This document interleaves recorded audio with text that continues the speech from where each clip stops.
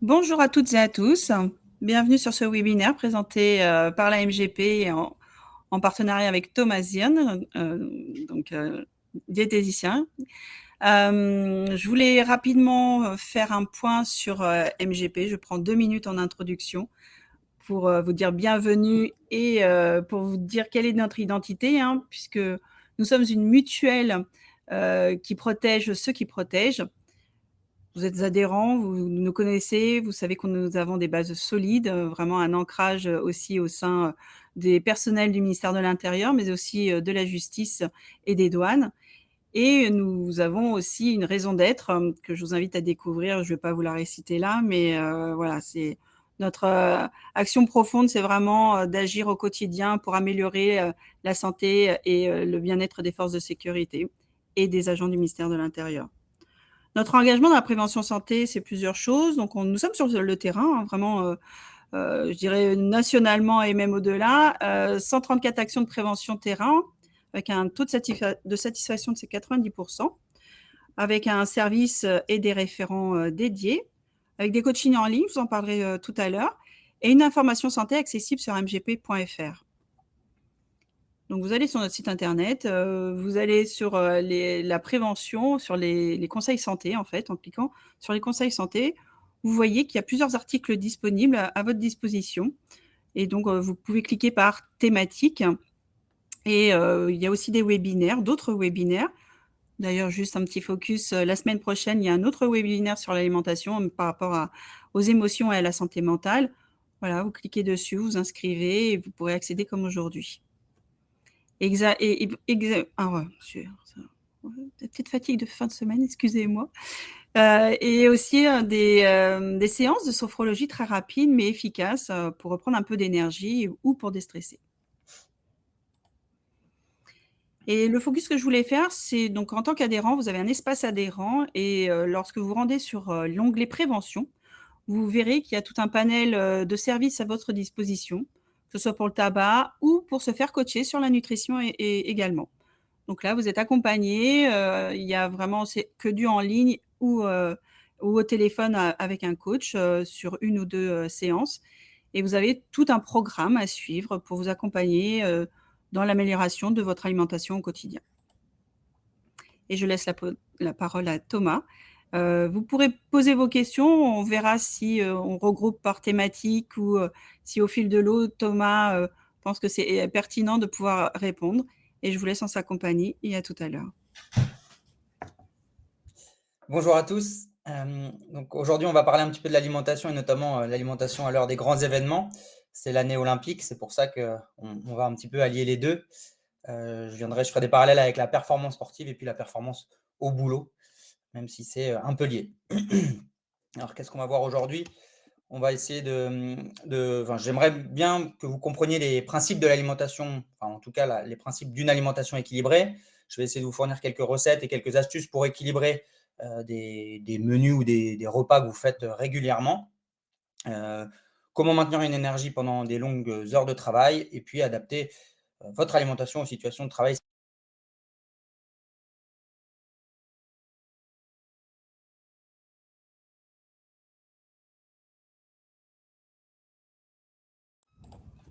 Un petit souci, Thomas, je ne sais pas si tu m'entends. Ton micro a été coupé, Thomas. Oui. Ah. C'est pas moi qui t'ai enlevé. Non, je ne sais pas, ça s'est coupé.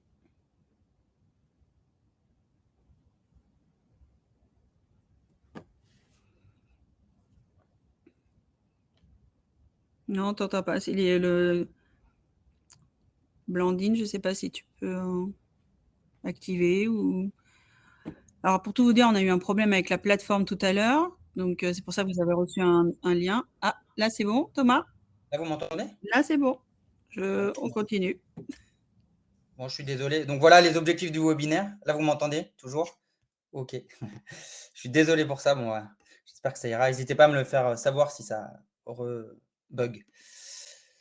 Alors, pour me présenter un petit peu, je m'appelle Thomas Zirn. Je suis diététicien nutritionniste, notamment à l'Université de Picardie Jules Verne, où j'interviens je fais de la consultation au niveau des étudiants. J'ai fait plusieurs interventions et ateliers avec la MGPA et je suis créateur de contenu, notamment sur Instagram, où j'anime une communauté sur les réseaux sociaux, donc Instagram, sur lequel je donne des conseils. C'est Tom le Diète. Vous pourrez me retrouver sur les réseaux. Voilà un petit peu pour ma présentation. Donc, à quoi ça sert de bien manger?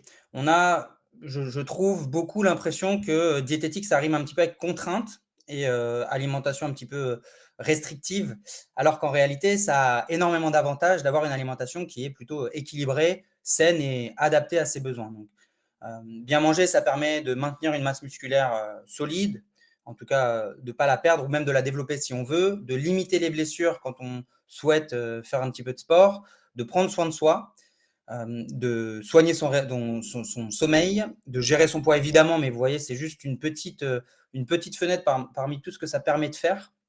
Ça permet aussi d'optimiser sa concentration, sa vigilance, gérer son stress, gérer son immunité. Bref, c'est vraiment quelque chose qui est indispensable et en plus de ça, on le fait quand même 3 à 4 fois par jour. Donc, pour certains qui pratiquent le jeûne intermittent, peut-être 2 ou 3 fois. En tout cas, on le fait plusieurs fois par jour et tout au long de sa vie. C'est pour ça que c'est plutôt intéressant d'avoir quelques billes pour le faire la meilleure des façons, le plus souvent possible. Vous, dans votre activité, évidemment que l'alimentation, elle va être plus spécifique peut-être en fonction de votre dépense énergétique. Vous avez des performances sportives peut-être pour certains, des performances mentales, donc là pour tout le monde. Et puis évidemment, soigner sa santé globale, tout ça, ça passe par une alimentation qui est équilibrée.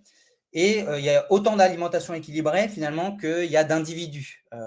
Votre alimentation, elle dépend, vos besoins alimentaires en tout cas, ils dépendent de votre poids, votre taille, votre activité physique, votre bagage physiologique, génétique, etc. Donc, chaque alimentation, finalement, doit être à minima adaptée à chacun. Voilà, même s'il y a des bases qui sont communes. Donc, pour améliorer votre concentration, votre vigilance, il y a plusieurs points qui pourraient être mis en place. Et la première que je vais évoquer, qui me semble le plus important, c'est l'hydratation. On l'oublie un petit peu, mais typiquement, si je parle de sportifs, un sportif qui va être déshydraté, qui va perdre 1% de son poids en eau, c'est-à-dire qu'un sportif qui pèse 70 kg par exemple, qui perd 700 grammes sur l'effort, va perdre jusqu'à 10% de ses capacités physiques et intellectuelles et cognitives. Donc, on va augmenter le risque de blessure, le risque d'erreur. Dans les sports collectifs, par exemple, on va faire plus de fausses passes, de mauvais choix. Dans la vraie vie, c'est la même chose. Au-delà si on l'extrapole du sport, si on sort du sport, on va être moins vigilant, on va augmenter le risque de rater un trottoir et de se blesser. On peut aussi un petit peu modifier nos perceptions vis-à-vis des autres, on peut être un petit peu plus ronchon, etc. etc. Donc l'hydratation, c'est peut-être le point le plus important à mettre en place.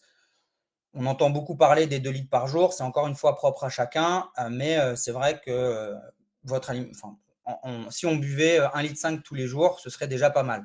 On peut apporter l'hydratation par de l'eau, toutes les boissons que vous buvez. L'eau, c'est la seule boisson indispensable à votre survie, mais le café, le thé, ça compte quand même si ça a des tendances à vous faire aller aux toilettes aussi. C'est des vertus finalement diurétiques, mais on peut quand même les considérer comme de l'hydratation. Et puis, il y a toute l'hydratation qui va être alimentaire, apportée par les fruits et les légumes. C'est-à-dire que quelqu'un qui ne mange pas de fruits ni de légumes aura besoin de boire un peu plus que les autres.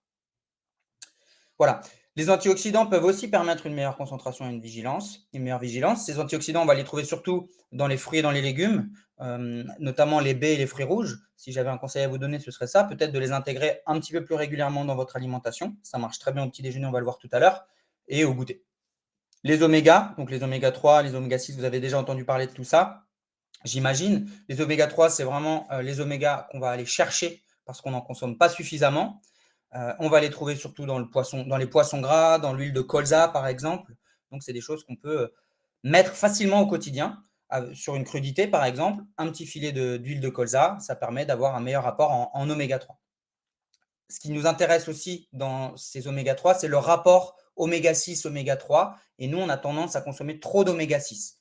Alors, pour pouvoir améliorer ce rapport, on n'est pas obligé de diminuer les oméga 6 si on augmente les oméga 3. Les oméga-6, on en trouve partout, dans les amandes, dans les noix, même s'il y a un petit peu d'oméga-3, c'est principalement des oméga-6, les avocats, voilà. Mais vraiment, mettez l'accent sur les oméga-3 qu'on trouve dans les poissons gras et dans l'huile de colza.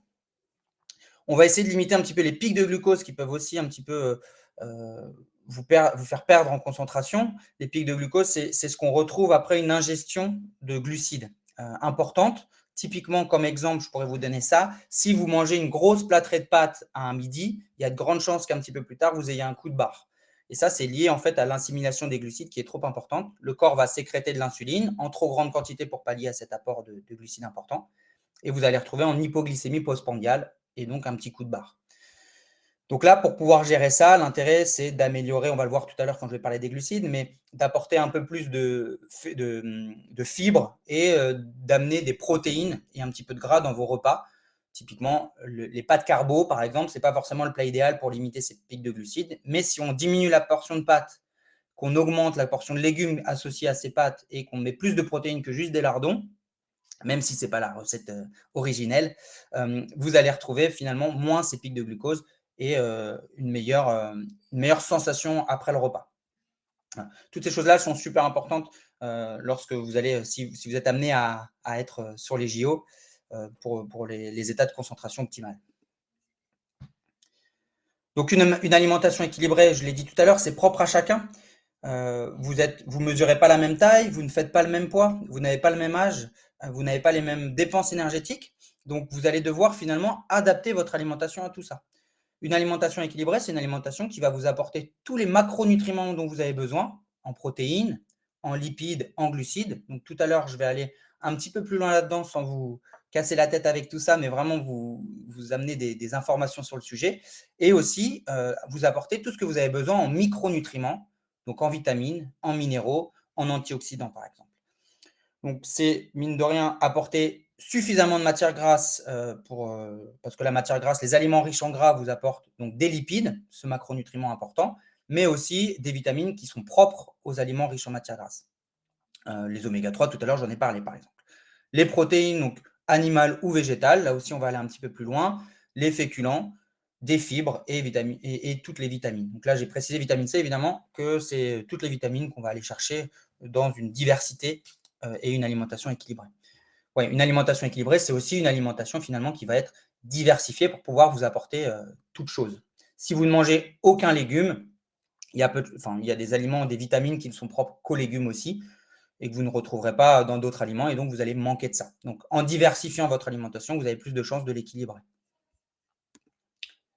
N'hésitez pas si vous avez des questions là-dessus. Après, on ira sur un petit cas patient, ça vous permettra de voir un petit peu plus clair là-dessus.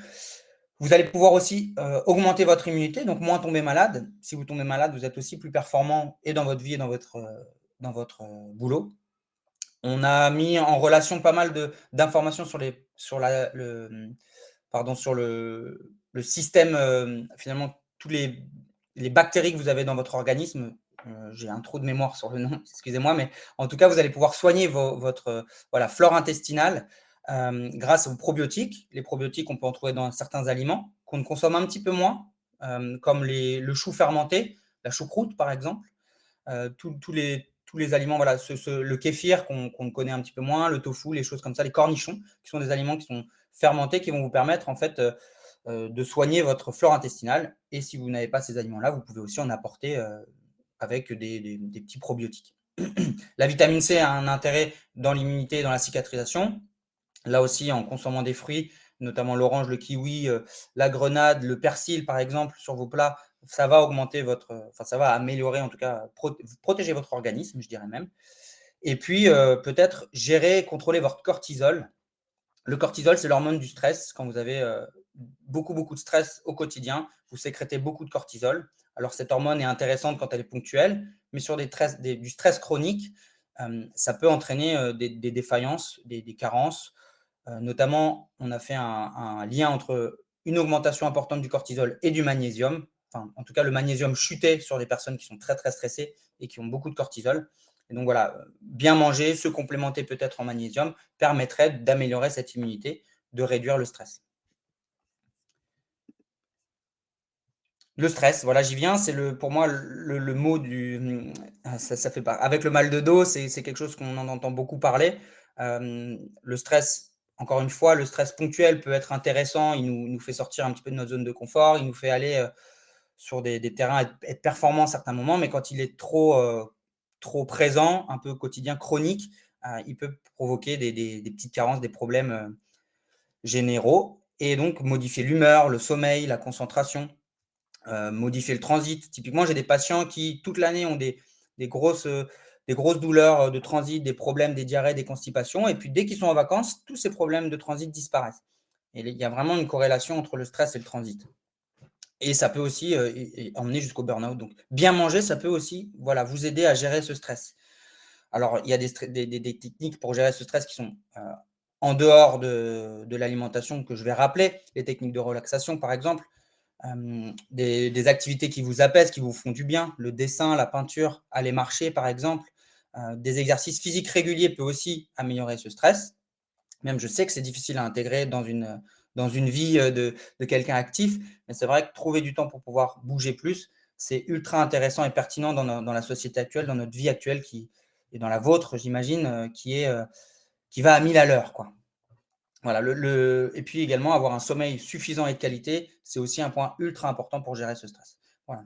D'un point de vue alimentaire, vous allez pouvoir le gérer en limitant un petit peu les aliments gras, salés, sucrés.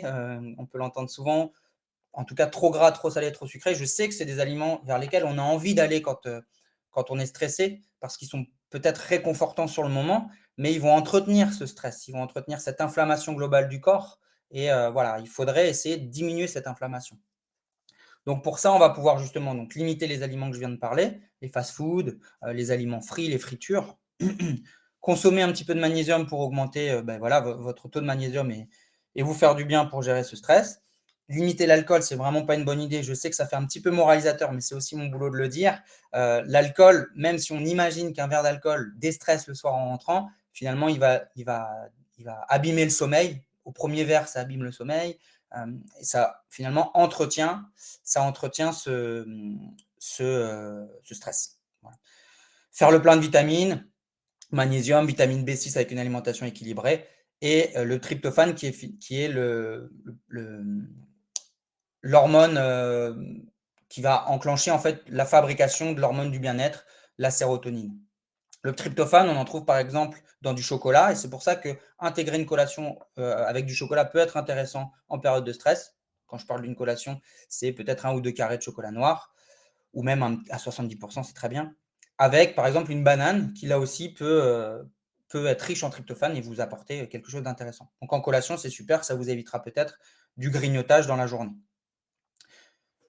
Voilà, quand on est stressé ou quand on va pas très bien, en fait, il faudrait aller vers des choses qu'on n'a pas envie de faire, c'est-à-dire se lever tôt, faire du sport, manger sainement. Je sais que c'est très, très compliqué, mais voilà, ça fait partie des étapes qui peuvent vraiment vous aider. Donc à le savoir, ça peut peut-être vous faire passer un cap là-dessus.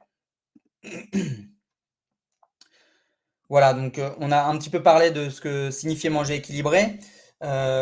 Donc moi, je l'ai défini comme ça, une alimentation équilibrée, c'est celle qui vous fournit tous les nutriments essentiels dont le corps a besoin pour fonctionner correctement. Donc les glucides, les protéines, les lipides, les vitamines et les minéraux en quantité appropriée. Elles dépendent de chacun, de votre poids, de votre taille, de votre âge, de votre sexe, de votre activité physique, de votre génétique. Et ce que j'ai pas mis là-dedans, elle dépend aussi de votre finalement état hormonal. Typiquement, quelqu'un qui a des troubles des troubles hormonaux pardon, autour de la thyroïde peuvent avoir une diminution du métabolisme et des besoins qui sont un petit peu différents. Donc vraiment, c'est propre à chacun. Je vais essayer de vous expliquer un petit peu la différence entre les macronutriments pour que vous ayez une notion, sans rentrer, sans que ce soit trop prenant, trop ennuyant, j'espère. Les glucides, c'est 45 à 65% de vos apports. Donc c'est ce que vous devez consommer le plus. Je sais que c'est très à la mode de les supprimer. Qu'il y a des régimes qu'on entend beaucoup parler comme Glucose Godness, qui est un livre qui va un petit peu prôner justement l'index glycémique, manger à index glycémique bas. Ducan, par exemple, le régime à la mode, donc on en entend encore parler, qui tend plutôt à les supprimer, à les diminuer pour perdre du poids, pose problème en fait sur du long terme potentiellement. Donc, Moi, ce que je recommande, c'est plutôt gérer les quantités de glucides et les apporter finalement à des moments stratégiques. On va voir tout à l'heure quand on parlera des repas, mais en tout cas, c'est votre principal carburant. Il permet de vous apporter de l'énergie nécessaire pour bouger, pour faire du sport. Le muscle, c'est le carburant des muscles. Donc, pour en fabriquer et pour pouvoir les utiliser, vous avez besoin de ces glucides. Et c'est évidemment le principal substrat énergétique du cerveau. Donc, si vous consommez peu ou pas du tout de glucides, votre cerveau va trouver des mécanismes pour apporter de l'énergie. Il va plutôt utiliser la protéine qui va transformer avec des mécanismes. Et ça peut être potentiellement délétère sur le long terme. Voilà. Pour les glucides, je suis désolé pour ceux qui n'ont pas de son. Les principales sources de glucides, on en trouve principalement dans le pain, les féculents, donc tous les féculents, les pâtes, le riz, le quinoa, la semoule, le boulgour, les pommes de terre, la patate douce. Évidemment, ça ne vous apporte pas les mêmes micronutriments à chacun. Et les pâtes peuvent être un produit raffiné. Voilà. Est-ce qu'il y a un vrai intérêt de manger des pâtes complètes? Je pense que vous vous posez peut-être la question. Moi, personnellement, je trouve que ce n'est pas forcément intéressant quand on intègre des pâtes en quantité adaptée avec d'autres aliments. Mais pourquoi pas, si vous aimez ça, ça a un côté un peu plus rassasiant. On en trouve aussi dans tout ce qui va être légumineuse, haricots rouges, pois chiches, haricots blancs par exemple. Tous ces aliments vont être ultra intéressants parce qu'ils sont aussi un petit peu plus riches en protéines, plus riches en fibres. Donc voilà, faites varier vos sources de glucides, c'est important. On en trouve un petit peu dans les légumes, même si c'est des quantités un petit peu moindres, dans les fruits et évidemment dans les bonbons et dans les sodas. Là, on va essayer de les mis en plus petit parce qu'il faudrait essayer de les diminuer. En tout cas, ce n'est pas les sources principales de glucides. Voilà. Tout à l'heure, je vous parlais de pic de glycémie. Je vous l'explique ici avec le schéma. Finalement, il y a des aliments, avec cette courbe-là, il y a des aliments qui vont faire monter plus ou moins votre glycémie, donc le taux de sucre que vous avez dans le sang. Vous voyez, il y a des aliments qui sont rouges, qui vont faire vraiment monter très haut et très vite votre glycémie, d'autres qui vont vous le faire monter un petit peu, mais pas aussi rapidement et pas aussi vite, et d'autres où c'est un petit peu plus lissé. Vous avez vu que quand votre glycémie monte très haut, elle a tendance à descendre très bas aussi. Et lorsqu'elle passe en dessous de la glycémie normale, vous êtes en hypoglycémie réactionnelle en fait, parce que votre corps a sécrété potentiellement trop d'insuline. Et donc à ce moment-là, vous allez avoir un peu un coup de barre, quoi. Donc l'objectif, c'est de lisser, d'avoir une courbe qui est un petit peu plus lissée. Donc tout ce que prône Glucose Goodness, c'est un peu ça, c'est d'avoir une courbe lissée tout au long de la journée. Donc peut-être avec des méthodes plus ou moins adaptées et faciles à mettre en place, mais voilà, c'est ce qu'elle prône. Voilà pour les glucides. Donc oui, je reviens un petit peu sur ce schéma-là pour être un petit peu plus pertinent. Donc pour pouvoir lisser votre courbe, vous allez pouvoir amener des protéines, des fibres et de la matière grasse qui vont vous permettre en fait de la lisser et de ne pas avoir ce pic-là, quoi. Évidemment, la quantité de glucides que vous allez consommer au repas va aussi avoir un impact. C'est pour ça que juste des pâtes bolognaises, par exemple, c'est peut-être pas forcément le plat idéal pour pouvoir gérer sa glycémie. Les protéines, donc là aussi, on est sur un aliment, sur un macronutriment qui va permettre la construction musculaire. C'est aussi une source d'énergie, mais c'est vraiment pas ce que le corps utilise en priorité. Il va plutôt avoir tendance à utiliser les glucides et les lipides qu'on verra tout à l'heure. Et c'est seulement s'il n'a plus de glucides qu'il va avoir tendance à consommer les protéines comme carburant. On parle beaucoup de protéines et muscles, mais en réalité, ça va aussi énormément participer à la production d'enzymes et d'hormones. D'ailleurs, beaucoup de transporteurs sont des protéines. Donc, si vous n'apportez pas suffisamment de protéines à votre organisme, vous allez être un petit peu carencé à ce niveau-là. La protéine va participer aussi à la répartition et au maintien des tissus corporels, la peau par exemple, le tissu conjonctif, etc. Et les cheveux, les ongles, etc.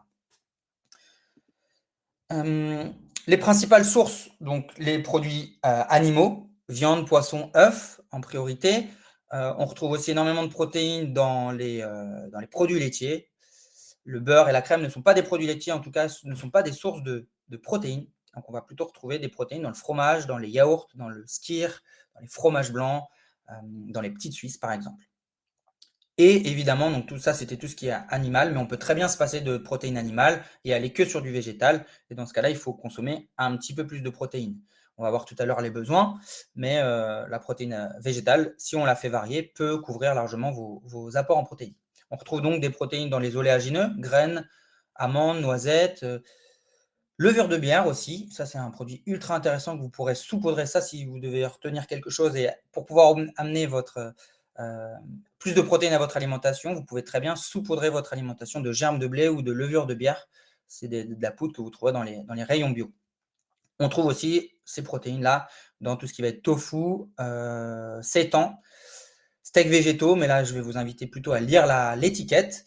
Et je l'ai dit tout à l'heure, mais les haricots rouges, les haricots blancs, les pois chiches aussi. On trouve aussi des protéines, pardon, dans la levure nutritionnelle, ouais, exactement. On trouve aussi des protéines dans les féculents, hein, c'est non négligeable. Hein, si vous mangez beaucoup de pâtes, vous allez aussi avoir des protéines, mais ce n'est pas le macronutriment principal de cet aliment. Voilà, en fait, les protéines, c'est un ensemble d'acides aminés. Il en existe 20. Il y a 20 types d'acides aminés. Moi, je les ai, pour que vous compreniez bien, j'ai mis une couleur pour chacun de ces acides aminés. Et il y a 9 acides aminés qui sont dits essentiels. C'est-à-dire que le corps n'est pas en mesure de les fabriquer. Ils sont obligatoirement apportés par l'alimentation. D'accord ? Quand on assemble ces acides aminés, ça va faire des colliers de perles. Imaginons que il y a un transporteur qui est un type de collier de perles avec du rouge, du bleu, du vert. Mais si le corps n'a pas de vert, il ne pourra pas fabriquer ce transporteur. Pour l'explication, c'est important. Donc, l'organisme va casser ses colliers. La protéine, c'est un collier. Elle va casser ses colliers pour en former d'autres grâce à ces perles. Donc, grâce à ces colliers, il va fabriquer des transporteurs, comme je vous ai dit. Certains aliments ne contiennent pas toutes les perles, et si l'organisme ne les a pas toutes, il ne pourra pas fabriquer tous les colliers possibles. C'est ce que je viens de vous expliquer. Donc, une protéine est dite complète lorsqu'elle a tous les acides aminés à l'intérieur de son collier. Les principales, voilà, la viande, le poisson, les œufs, les produits laitiers sont des protéines qui sont dites complètes. Le tofu s'en rapproche aussi pas mal. Donc, l'objectif, c'est vraiment d'apporter toutes les perles, si vous l'avez compris, à votre alimentation.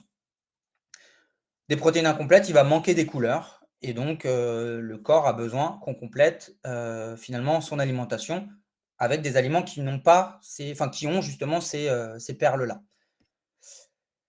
La protéine végétale est plutôt une protéine incomplète. Il va en manquer certains. Voilà, donc l'intérêt, pardon, je reviens un petit peu sur la slide d'avant. L'intérêt finalement, c'est, je reprends un exemple pour pouvoir vous expliquer bien comment compléter des protéines incomplètes. C'est-à-dire que les pâtes, par exemple, on va dire que dans les pâtes, il va manquer une perle bleue et violet. On va amener des légumineuses avec ces pâtes-là, par exemple des haricots rouges. Les haricots rouges, il va manquer, on va dire, du rose et du vert. Mais comme les pâtes vont venir compléter les haricots rouges, et les haricots rouges vont apporter les acides aminés que n'ont pas les pâtes, en mangeant les deux, on va se retrouver finalement avec un collier complet. Ça, on parle de complémentarité d'acides aminés. C'est pour ça que c'est intéressant sur une journée, quand on est végétarien notamment, de faire varier les sources de protéines. Mais c'est pareil pour nous-mêmes, hein, mais les flexitariens ou les omnivores. L'intérêt de faire varier toutes ces protéines. J'espère que c'est clair. Pourquoi ce serait un contresens? C'est pas un contresens, puisque justement, l'intérêt, ça va… Effectivement, je comprends la question, c'est qu'on va avoir deux sources de glucides dans l'assiette, mais en fait, non, justement, c'est plutôt pertinent quand il n'y a pas de protéines à côté, pour pouvoir avoir cette complémentarité de protéines, d'acides aminés. Et aussi, on peut très bien manger du riz et des légumineuses, si on ne consomme pas 1 kg de riz, 1 kg de légumineuses. Vous voyez, il suffirait peut-être de diviser la quantité de riz par 2 et la quantité de légumineuses par 2 pour avoir finalement une portion de féculents adaptée et cohérente, mais avec cette complémentarité en protéines. Donc non, c'est plutôt très judicieux de faire ça, quand on n'a pas de protéines animales avec.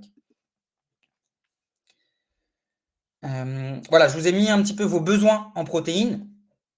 Donc le sédentaire, en fait, pour couvrir ses besoins vitaux en protéines, on va essayer d'aller chercher 0,8 g de protéines par kilo de poids et par jour. Et plus on va faire de l'activité, plus on va solliciter les muscles, donc plus le corps va utiliser les protéines pour refabriquer du muscle, pour pouvoir faire des nouvelles enzymes, des nouveaux transporteurs, parce qu'ils sont plus utilisés avec l'activité physique, plus on va avoir besoin d'en apporter. Voilà, donc on peut monter jusqu'à 2 grammes, 2,5 grammes pour les bodybuilders protéines par kilo de poids par jour. Est-ce qu'il y a vraiment un intérêt pour la population lambda? Je ne suis pas tout à fait sûr. Non. 0,8 g de protéines par kilo de poids et par jour, ça va représenter, pour quelqu'un qui fait 50 kg, 40 g de protéines sur la journée. D'accord? Un steak, dans un steak haché, dans 100 g de viande hachée, il va y avoir 20 g de protéines. D'accord? Donc, attention à ne pas confondre 100 g de produits riches en protéines avec 100 g de protéines. Ouais, alors c'est des coefficients, marche, scale, régularité. Je dirais que quelqu'un qui fait autour de 6-7 000 pas par jour, on va essayer d'amener 1 gramme de protéines par kilo de poids par jour. Globalement, hein, sur mes suivis alimentaires, dans la majorité des cas, je vais chercher 1 gramme de protéines par kilo de poids par jour chez mes patients et chez les gens que j'accompagne. Je pense que c'est le plus judicieux, quoi. Après, on peut monter.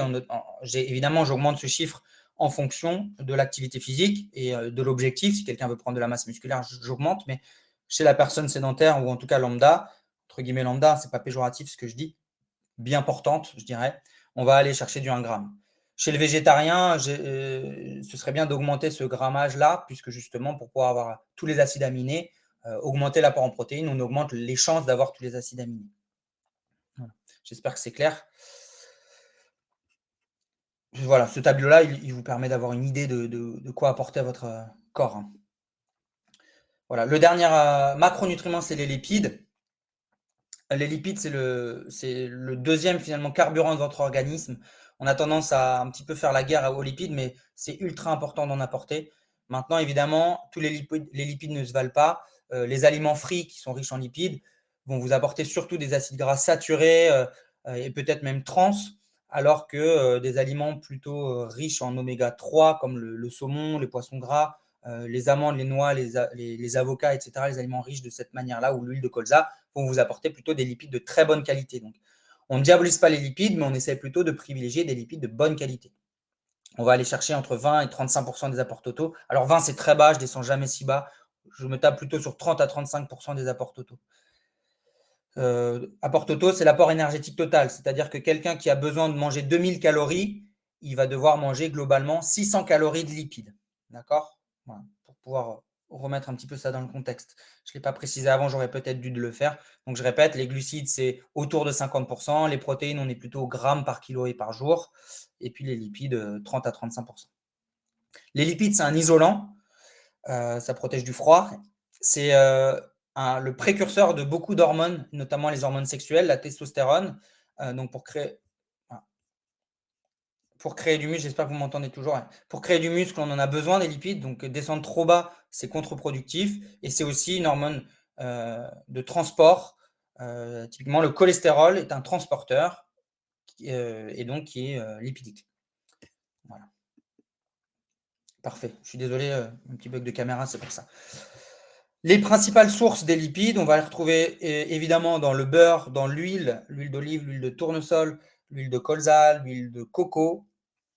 On va retrouver dans les aliments gras frits, donc le fromage, la crème fraîche, voilà, les oméga 3, les aliments aussi, comme la charcuterie aussi, on trouve beaucoup de matières grasses, même s'il y a un petit peu de protéines, on a beaucoup de matières grasses de mauvaise qualité dedans. Les noix, les amandes, les avocats. Voilà. Donc ce que je vous recommande, c'est plutôt de privilégier. Finalement, ce qu'on remarque, c'est que les sources de lipides végétales sont de meilleure qualité que les sources de glucides de lipides animales.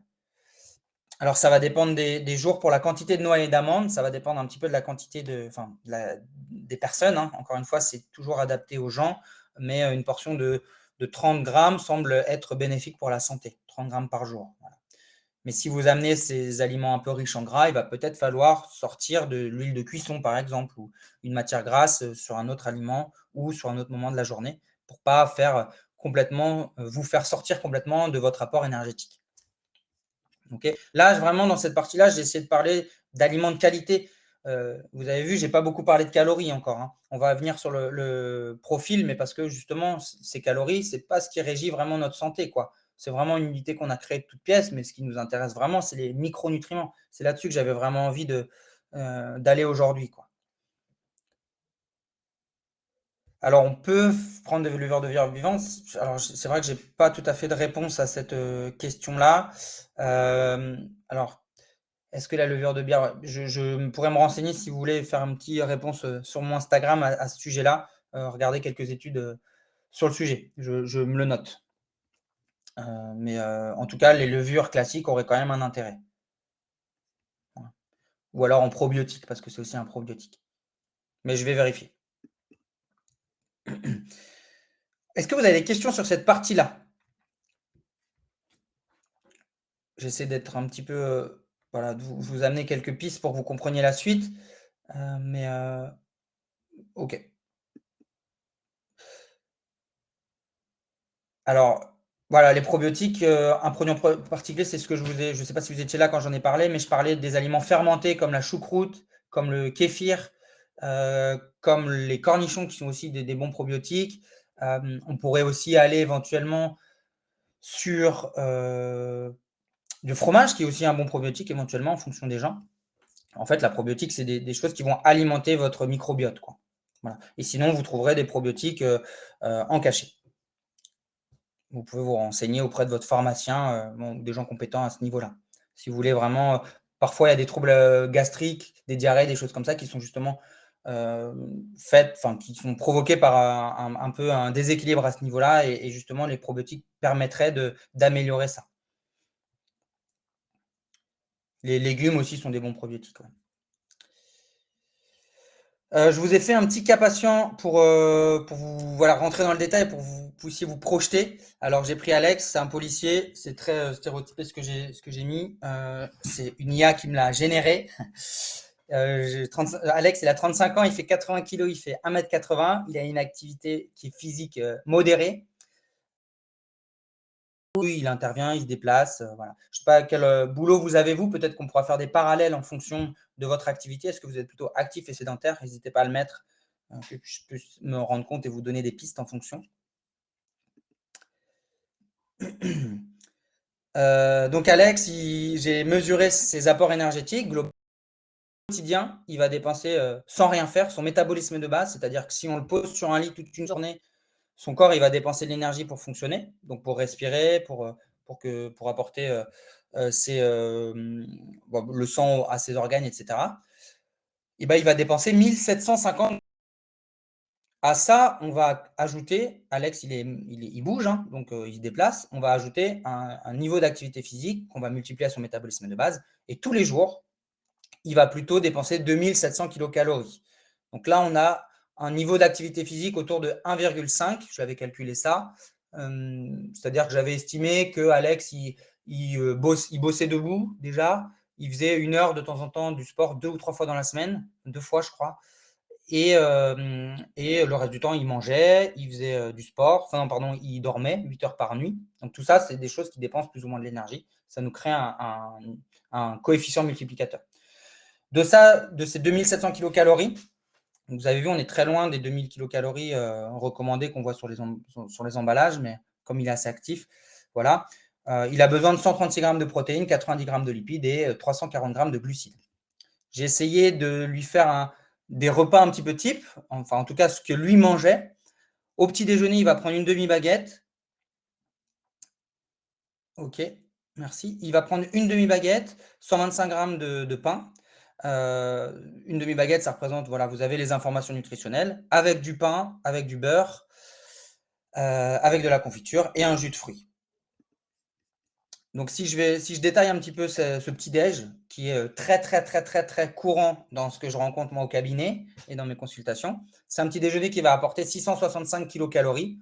Évidemment, j'ai oublié le café, pardon, sur la première slide, mais il ne le sucre pas, lui, par contre. Mais beaucoup de personnes le boivent sucré ou avec du lait, donc ça apporte encore un petit peu d'énergie. Selon vous, vous allez peut-être pouvoir me répondre. Est-ce que pour vous, il est équilibré? Si on voit les macronutriments,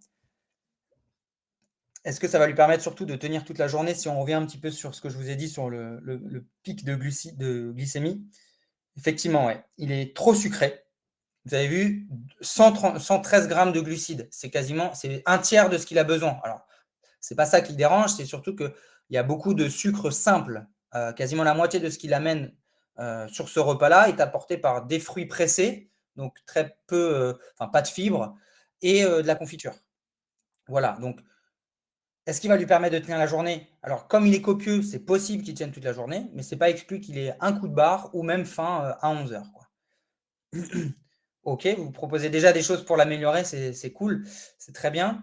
Justement, on va essayer de l'équilibrer un petit peu ensemble. Je t'ai fait quelques propositions. Alors ça, c'est l'analyse de ce petit déjeuner. Il manque de protéines dans un premier temps. 12 grammes par rapport à ce qu'il a besoin, les 130 grammes, hein, on a dit, bah, ça représente quand même pas beaucoup. Ça veut dire que derrière, il va lui rester 2, voire 3 repas si on met une collation pour pouvoir consommer la totalité de ses protéines sur la journée. On est quand même très loin du compte. Au niveau de la matière grasse, ça me paraît cohérent, 19 grammes.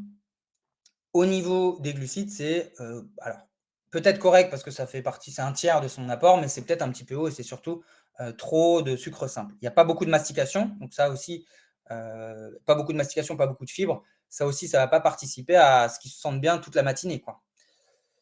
Donc voilà, il est vite digéré, il y a un coup de barre éventuel et ce type de petit déjeuner peut favoriser le repas enfin le grignotage l'après-midi. Je note toutes vos questions. Alors, pour répondre à la question, pas de sucre le matin. Moi, je ne suis pas contre manger sucré le matin, à condition que ce soit un petit peu équilibré et que le sucre ne soit pas la majorité de ce qu'il apporte, ou en tout cas, au moins, enfin, pas presque la moitié de ses apports, quoi. On peut amener une touche sucrée, c'est pas gênant, mais est-ce qu'il faut manger plutôt salé le matin? Bon, on va voir ça. On peut en tout cas. C'est plutôt pertinent selon moi. Mais là, je vous ai fait une proposition d'un petit déj, alors plus ou moins sucré. Le pain, je le laisse. À la rigueur, c'est son support. On laisse la quantité, c'est pas le plus grave. On pourrait effectivement amener du pain complet pour amener plus de fibres, amener un petit peu plus de rassasiement, mais à la rigueur, ce qui me dérangeait plus, c'était ce qu'il y avait dessus. Je propose de remplacer le pain et la confiture par du beurre de cacahuète. Le beurre de cacahuète, c'est un aliment gras comme le beurre, qui va apporter des choses intéressantes, mais qui est aussi un aliment qui est plus riche en fibres et plus riche en protéines. Donc là, ça va nous permettre d'amener plus de protéines sur ce repas-là. Le jus de fruits, je le remplacerai par des fruits frais qui permettraient d'avoir de la mastication et des fibres de meilleure qualité, potentiellement plus de vitamines et de minéraux, surtout si le jus de fruits est industriel, quoi. Et à ça, je ramènerai effectivement, vous l'avez suggéré, un fromage blanc qui est une belle source de protéines. Là, en l'occurrence, j'ai pris un fromage blanc à 3% qui nous amènera aussi des lipides. Mais est-ce que, voilà, dans l'idée, dans le total, on va diminuer l'apport en glucides de 20 grammes parce qu'on a supprimé notamment, effectivement, une bonne réponse. On va supprimer les glucides de la confiture qui nous permet de diminuer. On va augmenter l'apport en lipides, mais ça, à la rigueur, c'est rassasiant, c'est pas très grave. Et surtout, on va augmenter l'apport en protéines. Si on veut fromage, on pourrait, effectivement, le fromage, c'est un aliment gras et protéiné. Donc là, si on veut l'intégrer dans ce petit déjeuner, peut-être qu'on pourrait soit diminuer l'apport en beurre de cacahuète. Ça nous permettrait voilà, finalement d'avoir un produit qui ressemble au beurre de cacahuète au niveau des apports, même si ce n'est pas tout à fait les mêmes lipides, hein. Attention, mais en tout cas, au niveau durabilité dans le temps, c'est pas mal. Et peut-être voir si le fromage blanc est intéressant ou pas quand on a du fromage. Le fromage blanc, si on veut diminuer les lipides, on peut aussi le prendre 0%. Je sais qu'il y a beaucoup d'a priori sur les produits 0%, mais typiquement, pour moi, sur le fromage blanc, sur le petit suisse, c'est judicieux d'amener des produits allégés, mais en matière grasse, parce que justement, ça va laisser de la place pour amener de la matière grasse de qualité avec d'autres aliments. Et la majorité dans ces produits-là, on n'a rien ajouté pour remplacer ce 0%, cette matière grasse, on l'a juste retirée. Voilà. Le skyr, c'est très riche en protéines, c'est un bon produit. Moi, je le trouve un petit peu surcoté, parce qu'il est très cher. Par contre, il a globalement les mêmes apports que le petit suisse, qui est bien moins cher. Le petit suisse, 0%. Le skyr, ça a l'avantage d'être un produit 0%, mais le petit suisse, si on le prend 0%, c'est exactement le même produit. Il y a juste le petit papier à enlever, ce n'est pas tout à fait la même logistique, mais ça coûte 3 fois moins cher. On ne va pas se mentir, c'est quand même intéressant. Ça, c'est donc, on se retrouve quand même avec un produit, un petit déjeuner sucré, hein, quand même. Effectivement, on pourrait aller sur un petit déjeuner salé. Est-ce que je fais des propositions derrière? Non. Le petit déjeuner salé, ça pourrait être rajouter un œuf, ça pourrait être ultra pertinent. Et dans ce cas-là, l'œuf, c'est une source de protéines et une source de lipides. Donc voilà, vous voyez maintenant comment on intègre un œuf, peut-être en enlevant le beurre de cacahuète, typiquement. Donc ouais, manger salé, ça peut être judicieux. Après, on pourrait très bien remplacer le pain par des biscottes, par des flocons d'avoine, qui seraient aussi des bonnes alternatives, quoi. Et on pourrait très bien faire un repas équilibré avec des pâtes le matin. J'en ai déjà vu, c'est pas choquant, hein, à condition que ça apporte les bonnes valeurs énergétiques. Beurre d'amande, beurre de cacahuète, c'est aussi des très très bons, des bonnes alternatives. Ouais. fait maison, il y a des recettes qui sont pas si faciles pas si compliquées que ça à faire, et au moins vous avez 100% beurre de cacahuète. Ah oui, c'est ça que je pourrais rajouter, c'est que le beurre de cacahuète, lisez l'étiquette quand vous l'achetez, essayez qu'il n'y ait pas de sucre ajouté et que ce soit 100% cacahuète. C'est encore mieux. Ok, donc là, il va manger le midi, il a faim, il n'a rien préparé, et du coup, il se retrouve à aller à la boulangerie du coin, il se prend un petit jambon beurre, une part de flan parce que c'est dans le menu, et un soda. Graines de chia, courge, ouais, super aussi pour le petit déjeuner. Très intéressant. Au niveau micronutrition, c'est intéressant. Donc le déjeuner, voilà, on se retrouve avec un déjeuner qui fait 830 kilocalories, 25 grammes de protéines, 30 grammes de lipides et 115 grammes de glucides. Bon, évidemment, bon là j'ai déjà corrigé, mais le pain, on en a beaucoup du coup sur la journée. Le pain, c'est très dense d'un point de vue énergétique. Ça provoque potentiellement un pic de glycémie. Donc ouais, beaucoup de sucre, hein. Ouais, 115 grammes de glucides. Effectivement, amené par le pain, qui est presque des glucides simples, amené par la part de flan, qui est aussi un glucide simple, et puis le coca, quoi. Voilà. Donc ouais, je vous ai déjà spoilé un petit peu la réponse, mais vous avez très bien répondu pour certains.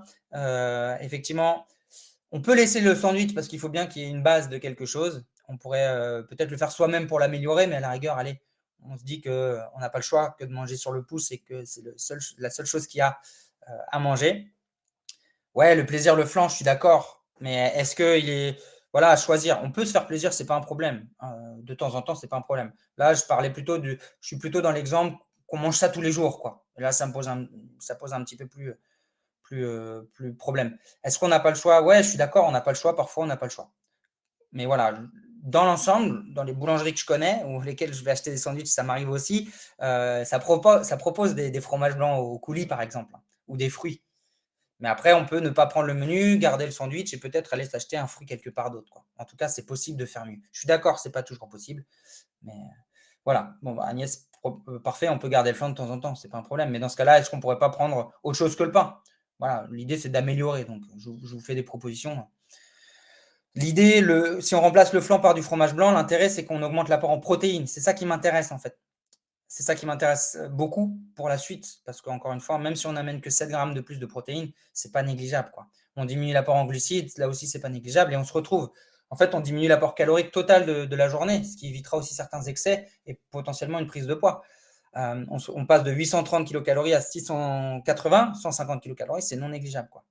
Ouais, pourquoi pas une compote? Alors, la compote, c'est moins calorique, finalement moins énergétique que le flan. Ça reste un produit sucré qui peut faire monter la glycémie et pauvre en protéines, mais on est quand même dans une amélioration du repas, quoi. Donc, pourquoi pas? Il y a un petit peu de fibre quand même. Et évidemment, voilà, ce que je peux proposer, c'est remplacer le coca par de l'eau, au mieux de l'eau. Et maintenant, si vous avez envie de faire plaisir, honnêtement, le coca zéro, ponctuellement, c'est moins problématique que le coca classique. Ouais, malheureusement, ouais, on fait aussi en fonction de ce qu'on a, quoi, hein. S'il y a que des produits sucrés et ultra transformés dans les machines, malheureusement. Ouais, super le pulco, très très bonne alternative. Je parle du pulco, il y a deux types de pulco. Les citronnades pulco qui sont ultra sucrées, ça je recommande pas. Mais le pulco, là, du jus de citron en fait, ça vous pourriez aussi aller sur du jus de citron. C'est plutôt une bonne alternative. Franchement, est-ce que c'est nocif Franchement, il faudra en boire beaucoup, beaucoup d'après les études pour que ce soit vraiment nocif le Coca zéro. Sincèrement, hein, le Coca classique. Et en plus, les études ne montrent pas vraiment vraiment de nocivité avec l'aspartame, vraiment. Le Coca classique a beaucoup plus d'impact négatif sur le temps. Après, évidemment, ça dépend du contexte. Moi, j'ai des patients qui buvaient 1 litre de Coca par jour. Est-ce que l'aspartame est plus nocif qu'1 litre de Coca par jour? Franchement, je ne suis pas sûr, quoi. Les wraps peuvent être une bonne alternative au sandwich pour manger sans sandwich, sans couvert. En fait, l'intérêt, ce serait de trouver un support qui serait moins énergétique que le pain et plus garni, quoi. C'est-à-dire que si on met plus de protéines dans le pain, on diminue la quantité de pain, mais on met plus de jambon, par exemple, avec des crudités. En fait, on peut équilibrer un sandwich aussi. Au Coca Light, idem que zéro. Ouais. Ouais, ça peut être une bonne idée hein, de percer, de prendre un jus de citron soi-même, quoi. On peut rajouter du sirop pour qu'il y ait un petit peu de goût aussi. On diminue. L'objectif, c'est de faire mieux. Donc, si on met un tout petit peu de sirop, on fera mieux qu'un Coca classique. Donc, pourquoi pas, ouais. Le wrap, ça peut être une bonne alternative aussi, ouais. Après, tout dépend des galettes, hein, parce que les galettes, parfois, elles sont plus riches en glucides qu'une demi-baguette. Donc, à voir, quoi. Ouais, le sirop, donc ouais, plutôt une bonne chose. Voilà comment, en fait, on pourrait très bien faire sa gamelle. Enfin, maïs, ça peut être aussi, maintenant au niveau apport, c'est globalement la même chose que le blé. Mais pour la digestion et pour les sans gluten, ça peut être une bonne alternative, le maïs. Vous pourriez aussi très bien faire votre gamelle, et ça, je vous incite à le faire. Vous faire un petit tupperware avec mettre une base féculent et plutôt aller sur des féculents que vous avez peu l'habitude de manger qui sont intéressants. Des salades de pois chiches, ça marche super bien. Pois chiches feta, incroyable. De la pomme de terre, des pâtes, du riz, de la semoule, du boulgour, du quinoa. Base féculent, patates douces. Complet, ça peut être une bonne alternative. Pardon, je reviens sur les galettes, je réponds à cette question. Ça peut être une bonne alternative aussi, ouais. Ouais, ça peut être une bonne chose. Donc, dans votre assiette, vous allez pouvoir mettre des féculents, je l'ai dit, une base de légumes pour avoir des crudités. Et si ce n'est pas possible de le mettre dans le plat, mettez-le en entrée. Ça peut être aussi une très bonne chose. Pareil, vous mangez un sandwich, vous prenez une salade de carottes en entrée quand vous mangez ça au magasin. Très bien. Ça permet d'améliorer, peut-être de ne pas manger tout le sandwich. Donc, très bonne chose. Base légumes, enfin, légumes en plus des féculents. Protéines, œufs, poissons, thon, poulet si vous êtes sur de la protéine animale, mais vous pourriez aussi aller sur du tofu, du seitan, des œufs, voilà, des œufs durs, très, très bien, quoi. Petite glacière, par contre, si vous mettez des protéines animales, hein, conservez pas ça dans les véhicules au soleil. Et puis, une source de matière grasse quand même, donc soit du fromage, soit des amandes, soit de l'assaisonnement huile, voilà, des olives, de l'avocat. Moi, ce que je vois beaucoup dans les salades qu'on compose soi-même, c'est l'excès de gras. On pense manger healthy, puis finalement, on a une salade qui est très, très riche en matière grasse. On a mis de l'huile d'olive un peu à la louche, on a mis de la feta, on a mis des olives, on a mis un petit peu de l'avocat, et finalement, on se retrouve avec une quantité de matière grasse un peu importante. Donc, voilà, à quantifier. On peut mettre un petit peu d'huile d'olive, un petit peu d'amande, mais voilà, gérez bien ces apports-là, quoi. Évidemment, c'est du qualitatif et pas du quantitatif. Le quantitatif va être dépendant de vos besoins. Certaines personnes vont avoir besoin de plus de féculents que d'autres. Donc voilà, adaptez les quantités en fonction de vos besoins. Est-ce qu'il y a un snack chez lui? Non, Alex, il goûte pas. Qu'est-ce qui se passe du coup quand il rentre chez lui? Donc voilà, je vous le dis après, mais on va pouvoir lui amener quelques snacks. On peut créer ses barres de céréales. Sur mon site, vous trouverez d'ailleurs un petit magazine, un petit e-book qui vous donnera des recettes d'Energy Ball ou de barres de céréales. Vous pouvez le télécharger. Une compote ou des fruits ou une poignée d'amandes, on l'a dit tout à l'heure, 30 grammes, ça peut être chouette. Voilà, manger un snack, c'est intéressant. Le goûter, c'est pas réservé aux enfants, je l'entends encore aujourd'hui. Il va vraiment avoir le rôle et on va voir. Typiquement, Alex, il a une journée remplie, il goûte pas et il se retrouve à arriver chez lui avec très très faim. Il a très faim, il rentre, il y a des chances qu'il grignote. Soit il s'ouvre le frigo, il prend le fromage, il prend son pain, il se fait une tartine de pain fromage et puis il arrive au dîner, il a plus très faim, mais comme c'est un moment social, le dernier moment avec sa famille, enfin le dernier moment, un moment de la journée où il peut passer du temps avec sa famille, ben, il mange quand même alors qu'il aurait pu ne pas manger. Et du coup, il se retrouve avec un excédent.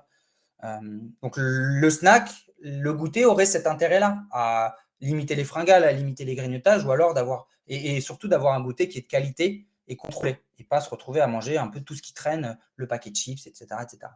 Le dîner, c'est quelque chose d'assez vite fait. Pizza familiale, il boit un verre de bière pour se décontracter et puis une glace de temps en temps, quoi. On se retrouve avec un dîner très riche. Donc là, c'est dans l'idée qu'il n'a pas pris de collation, mais bon, comme ça va vite et il a très faim, il mange vite. Ça, j'ai pris un petit peu quelque chose d'assez. Voilà, j'imagine que vous ne mangez pas de pizza tout le temps. Pas forcément, non. Le sucré, on va l'éviter un petit peu tous les. Est-ce que c'est. Alors, je répète. Est-ce que c'est au dîner qu'on évite le sucré? Pas forcément. Je pense que le sucré, il faut plutôt le gérer sur toute la journée. Et pas faire d'excès dans le sucre le soir, ça n'a pas trop d'intérêt, mais comme sur le reste de la journée. Donc repas classique équilibré, c'est ce que je vous ai dit tout à l'heure. Ça pourrait être améliorer finalement le dîner de Alex. On pourrait mettre donc des féculents, une base féculent, on pourrait mettre donc des légumes. Et si on veut vraiment rester sur la pizza, on pourrait très bien faire une entrée à base de crudités, manger 2 ou un quart de pizza ou aller une demi-pizza pour pouvoir diminuer l'apport, mais que ce soit cohérent. Mettre quelque chose de cohérent sur la pizza, des protéines de qualité, plus de dés de jambon, un œuf pour qu'il y ait quand même un bon apport en protéines. L'alcool, on l'a vu tout à l'heure, c'est quand même assez délétère sur le sommeil, sur plein de choses, sur l'humeur aussi. Même si ça décontracte, ce n'est pas forcément judicieux. Donc remplacer ça par voilà, de l'eau par exemple, ou une boisson un peu plus cool mais pas alcoolisée. Le kéfir, ça peut être une bonne alternative d'ailleurs. On parlait tout à l'heure des produits fermentés. Et puis en dessert, la glace, évidemment qu'on peut aller sur une glace de temps en temps, mais c'est vrai que là, typiquement sur l'exemple que je vous ai donné, c'est bien trop. C'est souvent sur ces repas-là qu'on se retrouve à consommer des glaces. Moi, je serais plutôt, si vous voulez manger des glaces plus régulièrement, aller sur du sorbet qui est un aliment un petit peu moins riche, bien moins riche d'ailleurs que la glace classique. Si vous voulez aller sur une glace classique, est-ce que le mini magnum ne suffirait pas plutôt que le magnum complet? Voilà, ça c'est des alternatives pour améliorer tout en gardant du plaisir, c'est possible. Mais de toute façon, si je reviens sur Alex, c'est pas tout à fait le repas idéal d'un soir. Il devrait plutôt amener un repas plus classique, plus équilibré avec une part de féculents, des protéines de qualité, des légumes et du plaisir à la rigueur. S'il a mangé comme ça, la glace, elle aura un impact un peu moindre sur sa santé, sur sa concentration, sur son immunité, sur son poids. Je connais pas le Coso, non. Non, non, je note tout ça, hein, je vais aller voir ce que c'est. Ouais, c'est cool. Merci pour ces infos. Je vais aller voir à quoi ça correspond. Alors, qu'est-ce que je propose pour le gourmand qui ne s'arrête pas à un morceau de chocolat? Déjà, d'accepter de le manger, ce chocolat. C'est pas du poison, hein, c'est pas du poison. Si on part du principe qu'on prend du plaisir et qu'on s'autorise à le manger, eh bien, on se limitera plus facilement à avoir une quantité raisonnable. Qui mange un carré seulement de chocolat? Peu de monde. Moi, je vous invite plutôt à en sortir 2 ou 3, les mettre devant vous, peut-être compléter ça avec un yaourt, avec une boisson chaude et de visualiser ce que vous allez consommer pour être satisfait déjà en le voyant et pas être frustré avec votre petite carré de chocolat qui ira pas ou alors voilà, qui vous suffira pas, quoi. Voilà pour le conseil que je peux donner, mais il y a carrément de la place dans une alimentation équilibrée pour manger 1 ou 2 carrés de chocolat tous les jours, quoi. Mangez-le pas seul, quoi. Ouais. Cuisson de la protéine, alors pour moi, la meilleure protéine que vous pourriez manger, c'est l'œuf et la cuisson de l'œuf idéale, c'est mollet avec le jaune coulant et le blanc cuit, pardon. Après, tout ce qui va être viande classique, ça c'est plutôt cuite quand même, quoi. Crue, c'est un petit peu moins digeste, voilà, cuite. Hop. Super, merci beaucoup pour d'avoir participé à ça. Si vous avez des questions, n'hésitez pas, on a encore quelques minutes pour que je puisse y répondre. Alors là, on est sur une question très spécifique, mais je vais vous donner des réponses un peu, des grandes lignes en fait pour réduire son cholestérol. Déjà, le cholestérol, il faut bien savoir qu'il est apporté par l'alimentation, mais la majorité du taux trop important de cholestérol, il est synthétisé par le corps. C'est le corps qui le fabrique. Donc, vous n'allez pas pouvoir avoir un impact énorme sur le cholestérol. Le cholestérol, il va être diminué par l'activité physique, donc prendre une activité physique régulière, limiter les aliments gras, notamment les aliments végétaux, charcuterie, viande et fromage, et plutôt aller sur des aliments riches en fibres. Voilà. Pour les œufs, 1 ou 2 œufs par jour, c'est pas un problème. Est-ce que les protéines sont… Oui, elles sont quand même de bonne qualité sur une viande bleue ou très cuite. Alors, elles sont un peu dénaturées quand elles sont trop cuites, les protéines. Donc, voilà.